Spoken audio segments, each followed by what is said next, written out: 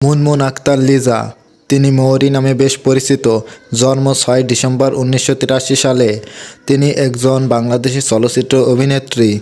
1998 সালে মৃত্যুর মুখে নামক সিনেমায় অভিনয় করে তার চলচ্চিত্র জগতে অভিষেক হয়।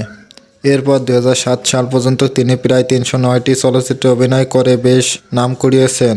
লেখিকা সেলিনা হোসেনের হৃদয় ও শ্রমের সংসার ছোট গল্প অবলম্বনে নির্মিত এবং নার্গিস আক্তার পরিচালিত সিনেমা চার সতীনের ঘর এ খান সাহেবের তৃতীয় স্ত্রী ভূমিকা অভিনয় করে তার সুখ্যাতি আরও বেড়ে যায়।